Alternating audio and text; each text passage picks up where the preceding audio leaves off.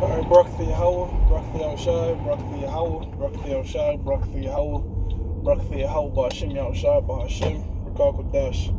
Double honors to the apostles and the elders of Green Millstone Jewel. Salutations to the hopeful elect out there, man. You Akim to Sadakim. I do this thing in the utmost truth and sincerity. I'm the priest Shaman. This week's topic is going to be entitled "The Benefits of Not Having an Actual Church or Building." Working title. You know, I know what I want to say. Our brothers, Spirit have the right words to phrase the title. But what we're going to get into is the fact that post-camp lesson, Apostle of the Heart made a good point. He said that great millstone could flow. You know, due to the fact that in the wake of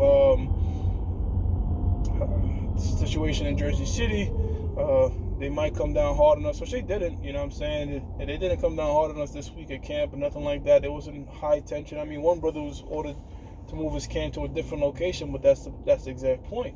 The point is, we can flow because we're not restricted to the confines of a building. All right.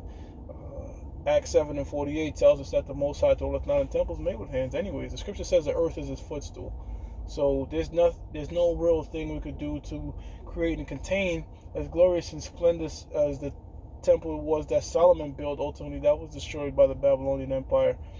And even another go around when Herod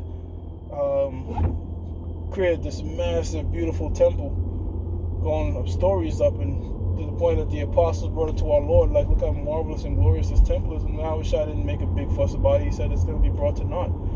So we seeing that the Most High is not really dealing with any of that, man. In fact, the book of Ezekiel, which these so-called Edomite scholars break down, going into the third temple, some relating that to Donald Trump building a new temple in the land of Israel and all that type of BS. All right, it's just a temple that's, I mean, when you go into the measurements of what Ezekiel described, this is damn near impossible to build something that massive. You know what I'm saying? It's all talking about the new temple being built, with each member of the elect being a stone in Yahushua, pursuant to the book of Psalms, the 118th chapter, being a chief cornerstone, which the builders refused, of course.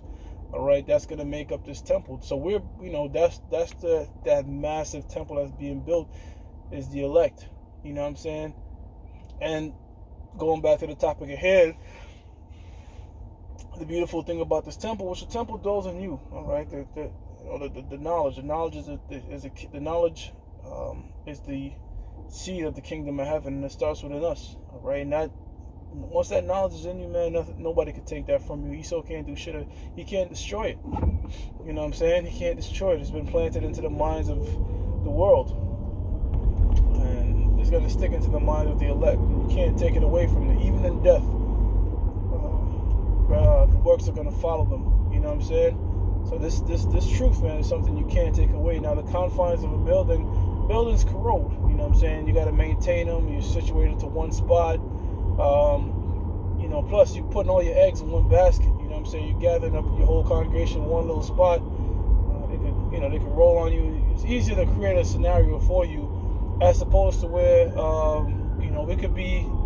Right now we're just using pretty much a scenery as a backdrop. You know what I'm saying? Because we know for the most part, the people that we come across that hear this word, more often than not, they're either going to scoff or put it behind them. Which makes this thing precious, because the ones that actually come, listen, stick around, and eventually join the camp is few and far between, making brothers like fine gold.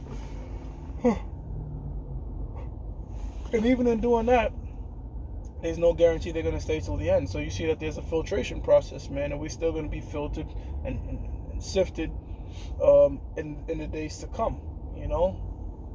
But going back to the point of hand, that that we flow, man. All right, if where we at now, right? Let's say shit get hot, traffic is backed up, it's hard to get to this situation, or maybe a false flag event occurs.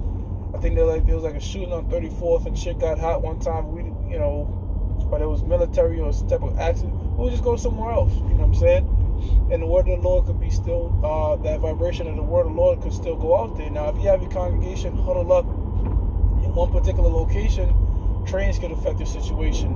A false flag could affect the situation. Esau could do different things because all your eggs are in one basket, you know. So flowing with the wind, and you know what, man, that's how things were done in the ancient times too. You know, the apostles were taking ships from one place to the next. You know, I mean, they did have churches and synagogues when they went to these particular places. All right, but you know, different times for different purposes. Right now, this is the modern day altar. All right, the modern day synagogue, if you will, and it's one that's mobile. All right, and plus the main avenue we have, our stationary church, is that of the internet. All right, each brother's channel is a church or a synagogue in itself. All right, we have Israelites coming in and out, and the best part about it too, the benefits of not using a physical building, then that's going to be the title. The benefits of not using a physical building to teach. All right, it's the ability to flow and the ability for the congregations to study when they have the time to. All right, because you hit a larger audience. Okay, you hit a large audience, and they could watch the word at any time. You know what I'm saying? Any time of the day.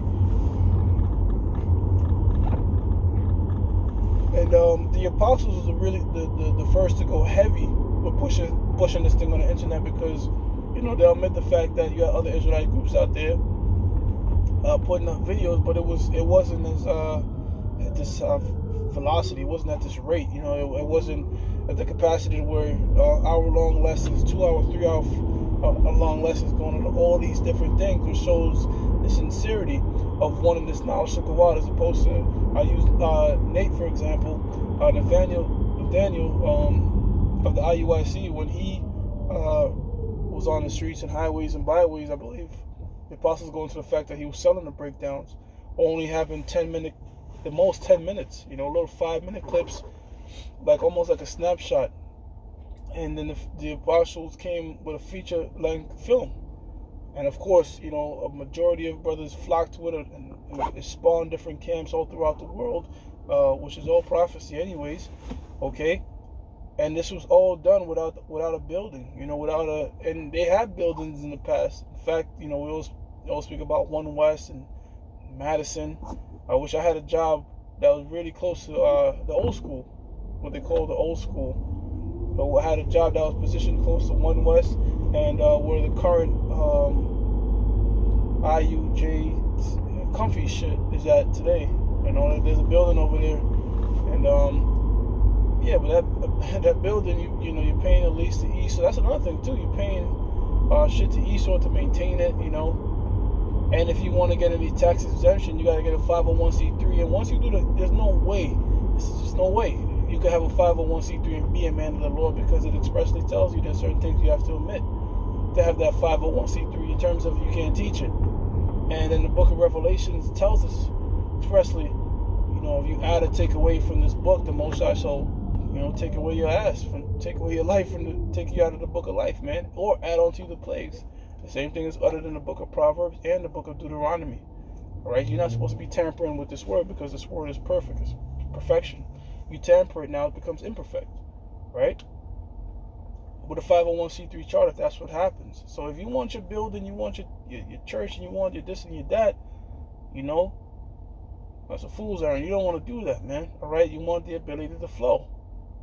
So even in the wake of this situation, all right, and this tension going around, which eventually backfired on them as the apostles going into, this just gave us more fame, more notoriety, all right?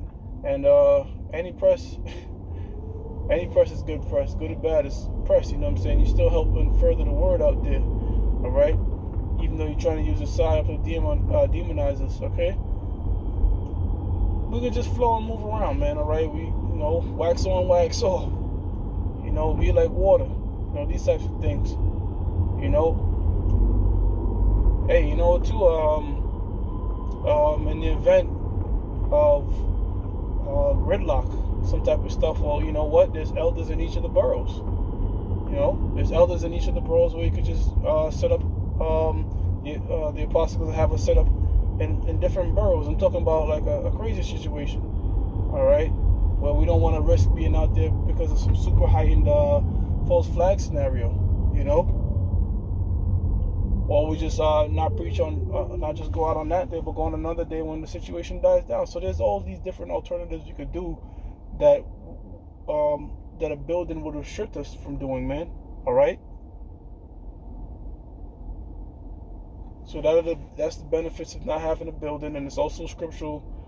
You know, one thing too about, you know, you build these buildings and stuff like that, it could lead to a, you know, some sort of idolatry, some type of low scale version of idolatry, you know, because even men of the Lord, you know, the apostles give account, you know, how they got two, back in the old school, how they got two into the school, just like they did in the scriptures. They got so put into that temple and marveled at it, and just kind of forgetting that it's nothing more than brick and stone. You know, it's about, really what it is it's supposed to be about the sincerity and serving the Lord, you know, and that school where the truth was founded from, One West, you know, it's been modified into two different types of locations now. I mean, once it was Applebee's and became something else after that. You know, and that's buildings. That's, you know, it could be tempered, it could be changed, it could be destroyed, it could be. It's nothing more than brick and stone. Even if we had a miraculous, marvelous temple, some way, somehow, I don't know, 8 brothers won the lottery and we built this enormous building. At the end of the day, it's just brick and mortar. You know what I'm saying?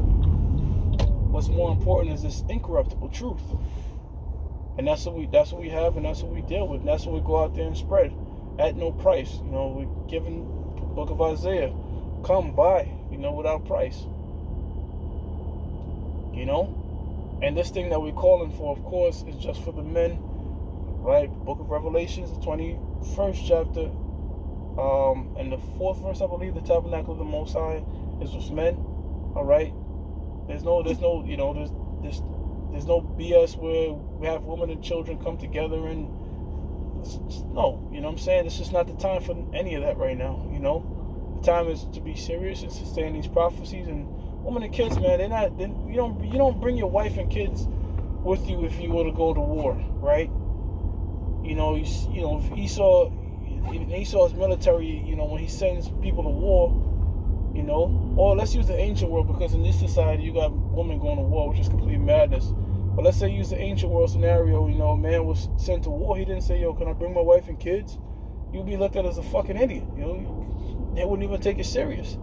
So in this spiritual warfare that we in, you don't take your wife and kids, man. Right? You don't take your wife and kids with you. Not this is not to say that this thing is not for women and kids in terms of teaching them that, well, that's up to the brother if he wants to teach them. It's not, you're not mandatory obligated to teach a woman. All right? It's not mandatory. It's for the men. All right? And then it's up to you if you want to do that. All right? So with that, I'm going to give all praises to Yahweh, Ba'ashem Yahushua, Ba'ashem Rakakwadash. Of course, double honor to the apostles and the elders of Great Millstone, which you well. Salutations to the whole elect out there, man. You Akim to Sadakim. To do this thing in the utmost truth and sincerity. Shalom.